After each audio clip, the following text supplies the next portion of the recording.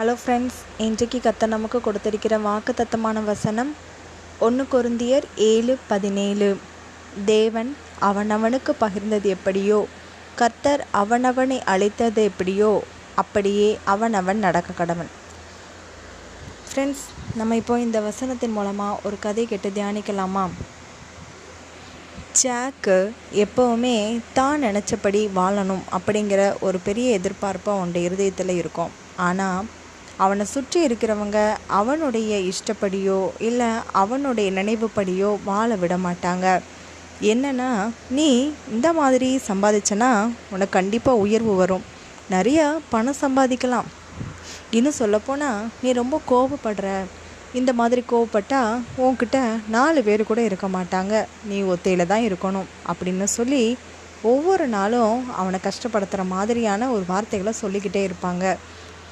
இது எல்லாத்தையும் கேட்ட ஜாக்குக்கு, என்னடா இந்த உலகம், நம்மளை நாமளாகவே இருக்க விட மாட்டேங்கிறாங்க, இதுதான் என்னுடைய குணநலன்கள், இப்படி தான் என்னுடைய குணம் இருக்குது, இதில் தான் என்னை அமைச்சிருக்குது, இதை எப்படி என்னால் மாற்ற முடியும், என்ன இவங்க இப்படி பண்ணுறாங்களேன்னு சொல்லி வேதனையோட ஒரு கண்ணாடி எடுத்து வச்சு தன்னுடைய முகத்தை பார்த்துட்டு இருந்தான் ஜாக். அப்போது ஜாக்கு சொன்னால், இதுதான் என்னுடைய பிரதிபலம், இதில் தான் என்னுடைய முகம் அழகாக தெளிவாக தெரியுது, ஆனால் மற்றவங்க தன்னுடைய முகம் இந்த மாதிரி இருக்குது அப்படி இருக்குன்னு சொல்லி குறைகளையும் குற்றங்களையும் நம்மக்கிட்ட சொல்லும்போது எனக்கு மனதுக்கு வேதனையாகவும் இருக்குது, அதோட என்னுடைய கோபம் நியாயமானதா இல்லை அநியாயமாக இருக்கிறதா அதை கூட அவங்க கவனிக்க மாட்டேங்கிறாங்களேன்னு சொல்லி வேதனை அடைஞ்சான். இதுதான் ஜாக், இப்படி தான் நான் இருப்பேன் அப்படின்னும் அந்த கண்ணாடியை பார்த்து பேசிக்கிட்டான் ஜாக். அதுக்கப்புறமா திரும்ப தன்னுடைய வேலைகளை செஞ்சுக்கிட்டு இருந்தான். அதுலேயும் அவனுடைய வேலையில் அவனுடைய ஆஃபீஸில் மேனேஜர் எல்லோரும் சொன்னாங்க, இங்கே பாருங்கள், நீங்கள் இவ்வளோ காசு சம்பாதிக்கணும் அப்படின்னு நீங்கள் நினச்சிங்கன்னா இவ்வளோ நேரம் கண்டிப்பாக நீங்கள் ஒர்க் பண்ணணும், இன்னும் கொஞ்சம் நேரம் நீங்கள் ஒர்க் பண்ணி தான் ஆகணும் அப்படின்னு சொன்னாங்க. அப்போ ஜாக் சொன்னால், இங்கே பாருங்கள் சார், எந்த வித நிர்பந்தத்திற்கும் உட்படுத்தாமல் ஒவ்வொருத்தங்களையும் அவங்களாவே இருக்க விடுறது ரொம்ப நல்லது, நீங்கள் உங்களுடைய தேவைக்காகவும் உங்களுடைய சுயநலத்திற்காகவும் இனியே நீங்கள் பயன்படுத்துறது நல்லதில்லைல்ல, எனக்கு கர்த்தர் எவ்வளவு அளந்து கொடுத்துருக்கிறாரோ அவ்வளோ எனக்கு போதும், நான் ஒன்றும் அதிகப்படியாக சம்பாதிக்கணும்னு ஆசைப்படலை, எனக்கு கர்த்தர் கொடுத்தது போதும்னு சொல்லி அதிலிருந்து போனான். ஏன் அப்படின்னா, ஜாக்குக்கிட்ட அந்த விதமான ஏதோ தவறான காரியத்தை அதில் செய்ய சொல்லி வற்புறுத்துகிற மாதிரி அவனுக்கு தோணுச்சு. அதனால தான் இன்னும் கொஞ்சம் பணம் கூட்டி தர மாதிரி பேசுகிறாரு இந்த மேனேஜர்னு சொல்லி யோசித்தார்.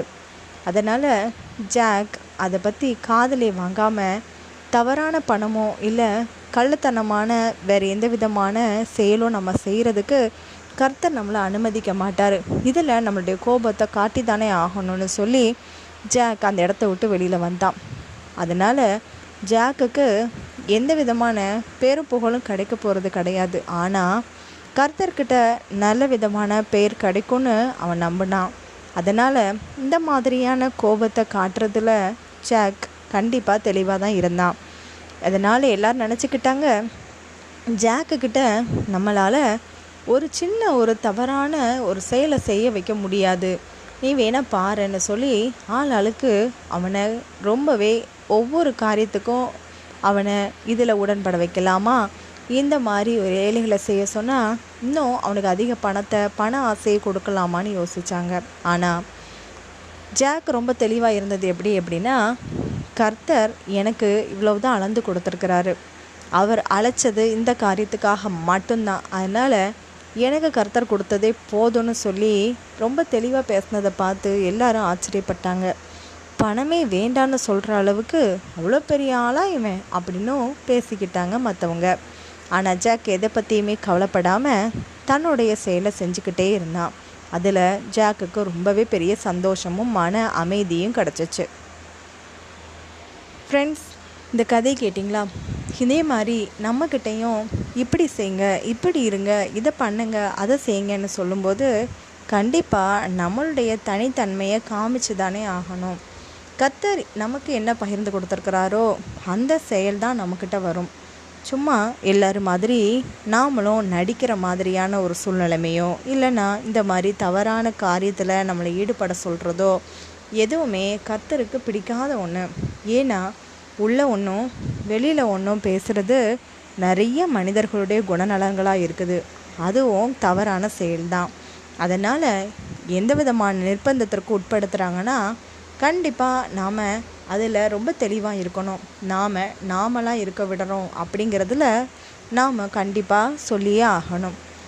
இதுலேயும் கர்த்தர் நமக்கு அழைப்பு கொடுத்துருப்பார். இப்படி தான் நம்ம நடக்கணும் அப்படின்னு சொல்லியிருப்பார்.